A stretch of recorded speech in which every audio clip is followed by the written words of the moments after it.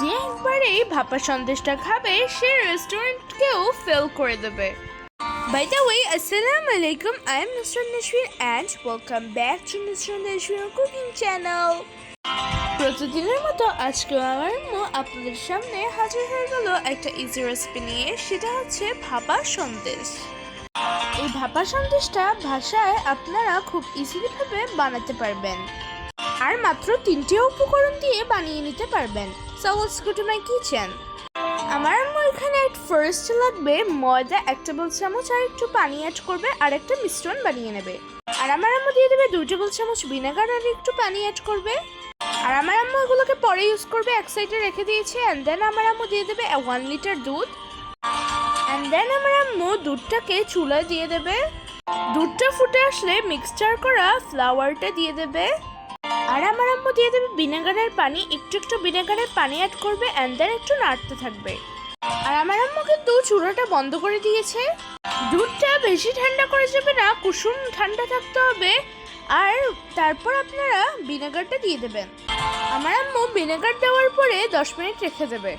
যখনই পানিটা green colour হয়ে আসবে তখনই আপনারা এটাকে ছেঁকে নেবেন। আমার আম্মু এখানে স্টেন নিয়েছে আর একটা পাতলা কাপড় নিয়েছে আর এটাকে খুব স্মুথলিভাবে ছেঁকে নিচ্ছে। এন্ড দেন আমার আম্মু ঠান্ডা পানি নিয়ে 3-4 বার এটাকে ওয়াশ করে নিচ্ছে। আর আপনারা কিন্তু খুব ভালো করে এটাকে ওয়াশ করবেন যেন ভিনেগারের স্মেলটা চলে যায়। আমার আম্মু হালকা হাতে এটাকে চেপে বের করে নিচ্ছে, জোরে চাপা যাবে না। খুব আলতো হাতে এটাকে পানি ছেঁকে নিতে হবে। তারপর 3-4 ঘন্টা আমার আম্মু চাকনিতে রেখে দেবে। 4 ঘন্টা পর আমার আম্মু ফিরে এসেছে। তারপর আমার আম্মু ছানাটা বের করে নিয়েছে আর দেখেন ছানাটা কত মসৃণ হয়েছে। আপনারা কিন্তু ছানাটাকে বের করে একদম হাতে নিয়ে দেখবেন ছানাটা পারফেক্ট হয়েছে কিনা। এন্ড দেন আমার আম্মু এখানে একটা ব্লেন্ডার নেবে আর ছানাটা দিয়ে দেবে ব্লেন্ডারের ভিতরে। এন্ড দেন আমার আম্মু এখানে নিয়েছে সুগারটা দিয়ে দেবে। এন্ড দেন আমার আম্মু দিয়ে দেবে মিল্ক পাউডার, গুঁড়া দুধ। ব্লেন্ডারটা কিন্তু এরকম হতে হবে। এন্ড দেন আমার আম্মু এগুলোকে ব্লেন্ডার করে নেবে। এই তো আমার আম্মুর ব্লেন্ডার করাও হয়ে গিয়েছে। আর আমার আম্মু একটা বাটিতে ট্রান্সফার করে নিল। আমার আম্মু দিয়ে দেবে এলাচের গুঁড়া আর আমার আম্মু এখানে নিয়েছে ক্যারট। আর আমার আম্মু কিন্তু ক্যারটগুলোকে গ্রেট করে নিয়েছে এন্ড দেন দিয়ে দেবে। আর আমার আম্মু এখানে নিয়েছে বাদাম।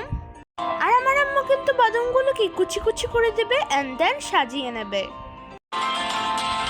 আর আমার আম্মু কিন্তু বাদামগুলোকে ক্যারটের সাথে খুব ভালো করে মিক্সড করে নেবে। বাদাম আর ক্যারটটা দিয়েছি এই জন্য যখনই সন্দেশটা খাবেন তখনই দাঁতের নিচে পড়বে আর খেতেও অনেক টেস্ট হবে। আমার আম্মু এখানে ফার্স্ট একটা পেপার দিয়ে দিল আর সন্দেশগুলো ট্রেতে নিয়ে নিল আমার আম্মু। আর জাফরানটা দিয়ে ক্যারটগুলো একটু সাজিয়ে দিল।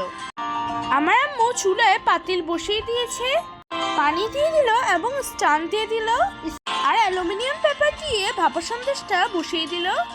আমার আম্মুর 25 মিনিট লেগেছে। এই তো আমার আম্মুর রেডি হয়ে গেল সিল্ক প্লাস ভাপা সন্দেশ। বড় বড় নামি দামি রেস্টুরেন্টে খুব নাম করা এই সন্দেশগুলো পাওয়া যায়। আর রেস্টুরেন্টে যেতে হবে না, বাসায় খুলে ফেলুন রেস্টুরেন্ট। এরকম হোমমেড হেলদি সন্দেশ বাসায় যদি বানানো হয় তাহলে রেস্টুরেন্টে যাওয়ার কি দরকার। আর সবাই খাবে আর আপনার প্রশংসাই করতে থাকবে। সো আই হোপ এই রেসিপি আপনাদের থেকে অনেকই ভালো লেগেছে। যদি এই ভিডিওটা ভালো লেগে থাকে তাহলে অবশ্যই লাইক, শেয়ার, কমেন্ট করে দেবেন এবং সাবস্ক্রাইব করতে ভুলবেন না। কিন্তু আপনাদের লাইক, শেয়ার, কমেন্ট আমাকে অনেক উৎসাহ দেয়। পাশে থাকা বেল আইকনে ক্লিক করবেন আর যখনই আমি কোনো ভিডিও ছাড়বো তখনই আপনাদের মোবাইলে নোটিফিকেশন চলে আসবে। আর এই তো আমার আম্মু আপনাদেরকে কেটে দেখাচ্ছে যে কেমন হয়েছে। দেখেন মাশাআল্লাহ তাবারাকাল্লাহ কত সফট হয়েছে। সো দেখা হবে অন্য কোনো রেসিপিতে বা অন্য কোনো এপিসোডে। So see you in the next video. Allah হাফেজ, টেক কেয়ার এভরিওয়ান।